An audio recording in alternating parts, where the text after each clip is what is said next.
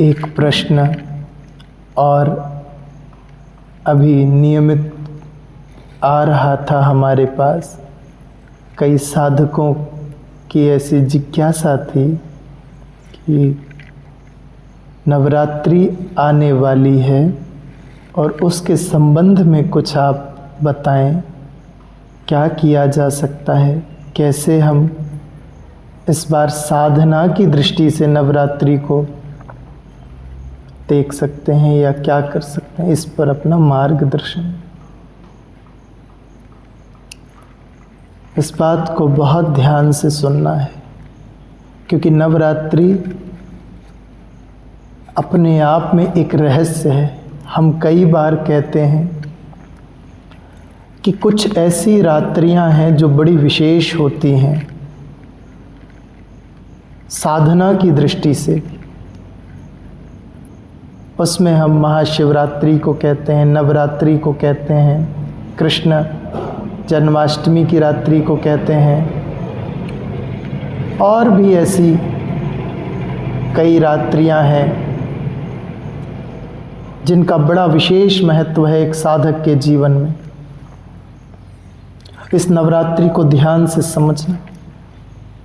पहली बात, नवरात्रि यानी रात्रि की साधना 9 दिनों तक। इसका अर्थ है दिन में जो भी तुम कृत्य कर रहे हो वो तुम्हारी प्राथमिकता है, लेकिन रात्रि में तुम्हें साधना के लिए कुछ क्षण अलग से निकालने पड़ेंगे। इसीलिए नवरात्रि में रात के समय गरबा का महत्व बहुत प्रचलित है। उसका अर्थ ही यह है कि तीसरे प्रहर यानी कि जो रात के 9 बजे से 12 बजे का प्रहर है, उस प्रहर में हम नृत्य कर सकें, जाग सकें, खड़े रह सकें, हमारी बैक स्पाइनल जो है वो स्ट्रेट रह सके। उस सीधी बैक पीठ ऋण की हड्डी के कारण बहुत सारी ऊर्जाएं ऊपर से नीचे की ओर उतरती हैं और हम जैसे ही सो जाते हैं वो निष्प्रभाव हो जाती हैं। लेकिन जब हम जागते रहते हैं, ये गरबा जागरण का ही एक प्रयोग है, खड़े रहना, जागना, होश में रहना, कि जब वो ऊर्जा उतरे तो तुम उस ऊर्जा से ऊर्जावान बन जाओ। इसमें जो भक्ति के साधक होते हैं उनके लिए नृत्य गरबा होता है, और जो ध्यान के साधक होते हैं उनके लिए मेडिटेशन ध्यान होता है। या तो नृत्य के द्वारा जाग सको या फिर अंतिम प्रहर में ध्यान के द्वारा अपनी कमर को सीधी रखकर बैठ सको। और रात्रि के 1 घंटे का ध्यान, ये जो अंतिम प्रहर का ध्यान है, यानी 11 से 12 के बीच का इस क्षण अगर तुम जागते रहे और इस क्षण यदि तुम ध्यान में बैठे रहे, तो इसके तुम इतने अलौकिक अनुभव पाओगे जिसकी कोई सीमा नहीं। वो शक्ति स्वतः उतरती है। शक्ति का आगमन हमने देवी को संकेत के रूप में प्रयुक्त किया है। शक्ति का आगमन अर्थात इस संपूर्ण ब्रह्मांड से असीम शक्ति का उतरना। तुम उस शक्ति को ग्रहण करने की स्थिति में रहो तो वो शक्ति तुमको महसूस होगी। तो प्रयास करना यदि हो सके तो 11 से 12 के बीच का रात्रि का ध्यान अगर संभव हो सके तो एक बात, और नहीं तो 9 से 12 के बीच का भी ध्यान तुम कर सकते हो। उसमें 1 घंटा या 40 मिनट जो तुमको तुम्हारी शरीर की अनुकूलता के हिसाब से ठीक लगे वो। दूसरी बात, व्यवहारिक जगत में शक्ति की पूजा,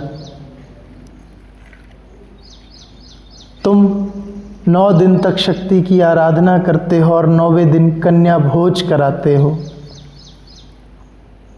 इस कन्या भोज का भी अपने आप में बहुत बड़ा महत्व है। ध्यान रखना, इस बार यदि कन्या भोजन कराने की चेष्टा करना तो उन्हीं कन्याओं को मत भोजन करा देना जिनके पेट पहले से ही भरे हैं। हमेशा से तुम यही करते आए हो। उन्हीं बच्चियों को तुम लाकर बैठा देते हो और भोजन कराते हो जो पहले से ही हर घर में खूब भोजन करके बैठी हुई। ये तुम किसके लिए कर रहे हो ढोंग? ये तुम किसके लिए आडंबर कर रहे हो, दिखावा कर रहे हो कि मैंने भी कन्या भोज करा दिया? थोड़ी तो अपनी बुद्धि का प्रयोग करो।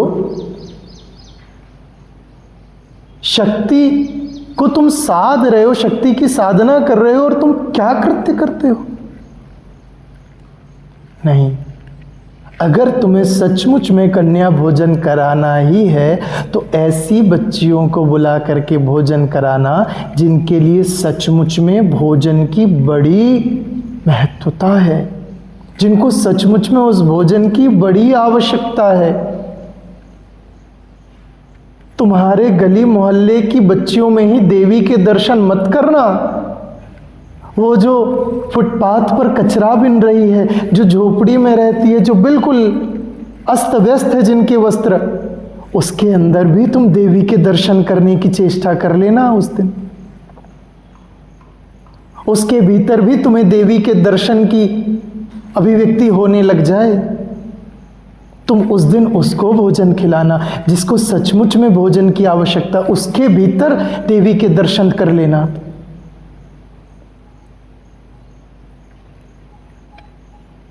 तीसरी बात, मात्र इस 9 दिन तक ही देवी की बहुत पूजा करना, देवी की आरती उतारना, देवी की सेवा करना,